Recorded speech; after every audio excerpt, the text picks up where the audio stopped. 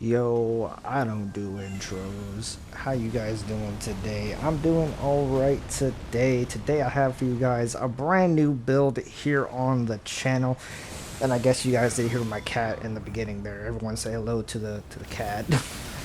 He wants attention apparently. Um anyway guys, we're back. We have a new build and we're gonna talk all about it. As you can see, it is a Ghostflame build. There was a bunch of Ghostflame stuff added to the DLC, and this is my old Ghostflame build that I updated. But we'll talk more about that as the video goes on. For now, guys, the first thing we gotta do is you gotta like and subscribe to the video, man. We're trying to get to 2K subs here on the channel.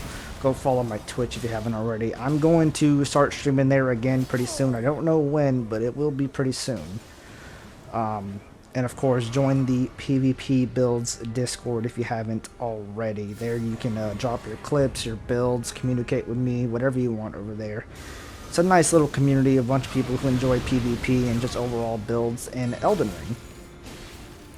But yeah, guys, let's get right into the subject at hand, which is this Ghostflame build. So first of all, I guess I'll talk about my old Ghostflame character and the idea behind them here.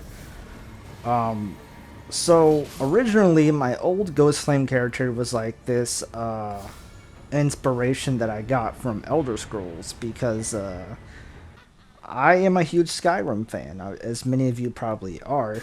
I played a shit ton of Skyrim, and my character in Skyrim, I called him Gutterbones, and he was an Argonian, and he was very pale. This character is also named Gutterbones, and I put this imp wolf head on his body to make it look like he's a lizard, so this guy is like a reptilian kind of character. And he's a Necromancer, so he uses a bunch of Ghostflame stuff. That's basically what the death sorceries are in this game, is necromancy. I mean, we see Necromancer Garrus using them, of course, so I can only assume that they are necromancy. So that's the inspiration for the character. He's like a lizard necromancer man. As you guys know, I tend to, whenever I make a new build, I tend to like think about it as a character and like what would the character use in this world? If this kind of character existed, what would he use in this world? And that's kind of my build philosophy with like all of my my builds, right? As I try to give them, you know, I start with a character idea, then it spans into weapons and spells and fashion and all that kind of stuff, because that's what's important, honestly, not the meta stuff. The fashion, the builds, and the spells and the weapons are what's important. You should use stuff that looks cool, but also you think are fun to use. Don't just be out here being a meta slave, you know? I never have been. I never encourage anybody to be a meta slave. I mean, look at me. I'm using Watchful Spirit. I'm using Watchful Spirit. Probably like the worst spell in the game, if I had to guess. There's my cat again. I'm sorry, guys. He's over there playing with his scratch box. Be real noisy. I apologize. Let me go yell at him real quick. Alright, now that my cat has ceased his attention-starving attitude, we will get back into the commentary. Yeah, man, don't be a meta slave. Always use things that you think are cool and fun and look cool, you know? That's what I always preach, and I hope you guys will take that in account when you make your builds in the future. Or if you even copy some of mine, you know? Anyway, so the spells that they added into the game are really cool. Some of them are. Some of them are really bad. I'm going to talk about all the new spells. So the first one I'm going to talk about is Mass of Putrescence, that one that you just seen me use right there. It has the same animations as Cannon of Haima, but it's not that great. As a matter of fact, it's probably really bad. In order to get like the most out of that spell, you actually have to hit them with the big splashy rotten projectile, and then hope that they are still in the same spot when the Ghostflame appears on the bottom. By the way, I know that you may not know that, but these Putrescent spells are actually, they're death sorceries. These are Ghostflame death sorceries, and those really blue flames, those are Ghostflame. Even though they don't look like Ghostflame, those are Ghostflame. Just in case you didn't know, because I didn't know. And as a matter of fact, there's another spell that I use it right here in this clip. It's called Rings of Spectral Light. I guess we'll talk about that one next.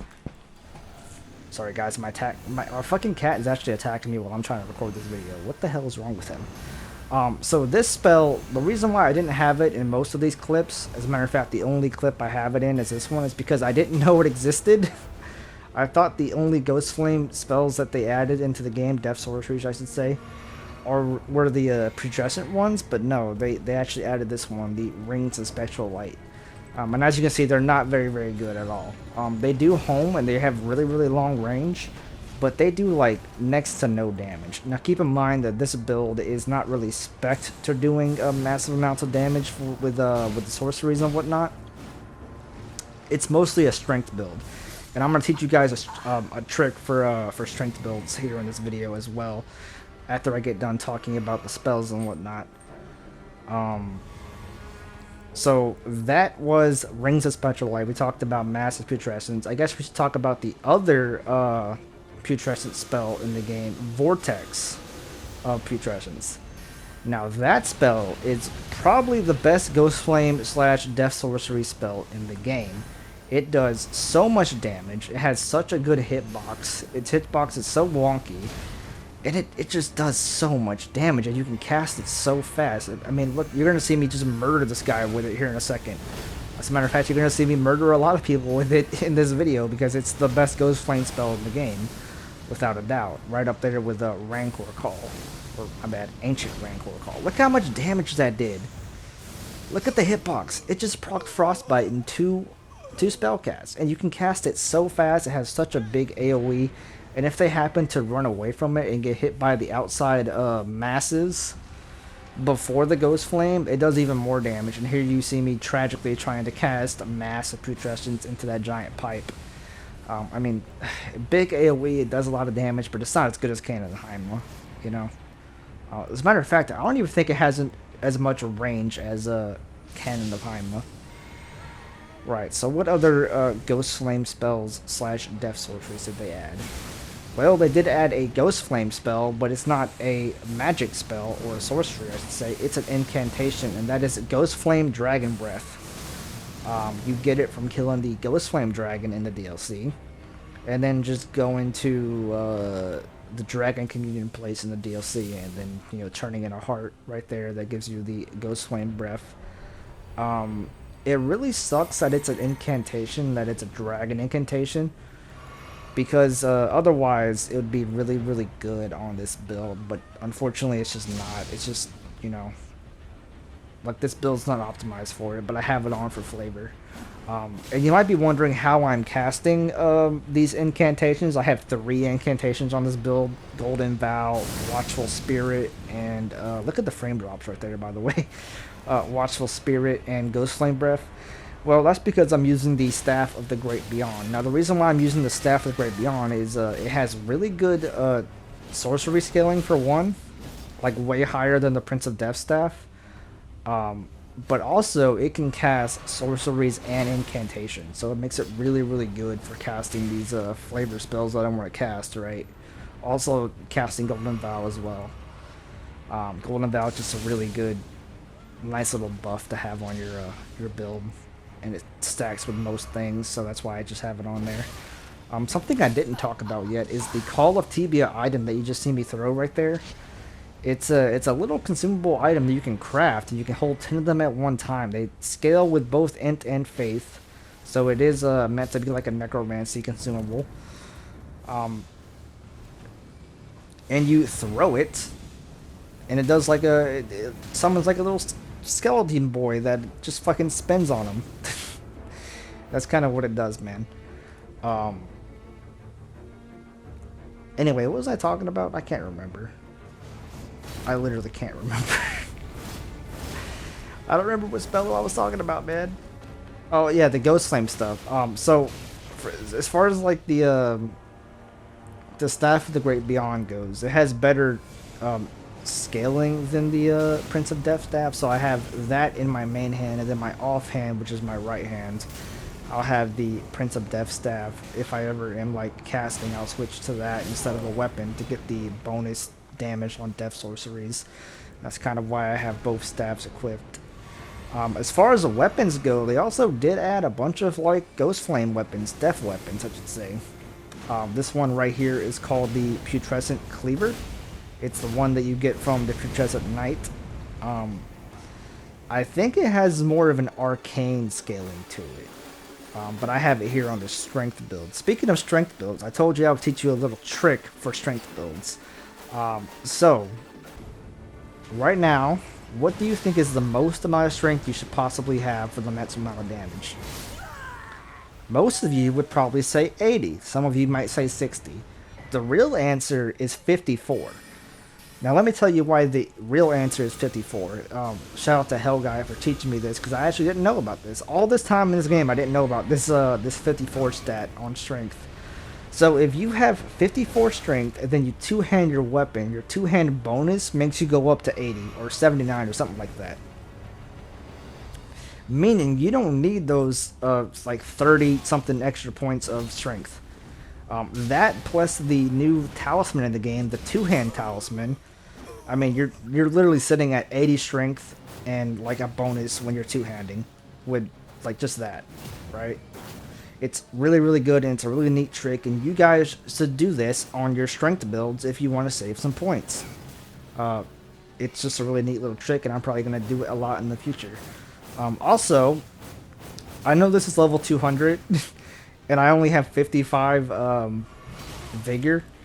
The thing about Vigor is that you can go like all the way down to 45 and still have like 20 points away from 1900. With just the talismans and stuff like that. So, although it's really, really good to have 60 Vigor, it's not exactly necessary. You can spare a few points of Vigor if you need to. In this case, I went 55 instead of 60, and I was just fine. Still have like close to almost 2,000 HP on this build, I'm pretty sure. Which is what you get. You get like 19 something if you have 60 with no talismans boost, I think. I might be wrong about that. If I'm wrong about that, correct me in the comments. Anyway, guys, something else that we should talk about are these weapons. So the weapon that I mainly run on this build is Health and Steeple, because it's just like the Ghostflame weapon, right? And it kind of tricks you into believing that it's a int and faith weapon, but it's absolutely not. This is a strength weapon through and through. Quality weapon mostly. So that's the main weapon I use. But other than that, the new weapons that we have are, I've already talked about the Putrescent Cleaver. But there's a couple others, right? We have the Bone Collar Bow with a Rancor shot on it. It's very, very good. I use it a little bit in this invasion, but I cut off most of it because I wanted you to see those two phantoms fall. And I do lose this invasion, but I just think that... I mean, here's a true combo I'm going to talk about here in a minute. But it was just a funny little thing watching those two phantoms fall. Then I hit the true combo. I decided to keep it in, you know, even though I died. But yeah, guys. So the true combo with the Spirit Glaive. Spirit Glaive is the other Ghostflame weapon. I just did there. It's the Sword Dance Acid Roar plus... you know, the follow-up and sometimes the true combos. I think that's everything, honestly. So I just want to thank you guys for watching this video, man. If you like this kind of content, this kind of PvP content, invasions, build making, EldenRing, streaming, I do it all, man. Be sure to like and subscribe to the video. We're trying to get to 2K subs here on the channel, and I think we can do it. We're super, super close, and I would really appreciate it if you guys drop me a sub, and a like, and a comment, all that stuff. Go follow my Twitch if you haven't already. I stream there sometimes. Go join the PVPBuilds Discord. You can drop your builds there. I drop this build in that Discord. If you want to go look at it there, it's there. But yeah, guys, with that being said, fare thee well, peace out, and all that fun stuff, man. And don't you dare go hollow, my friends. I'll see you in the next video.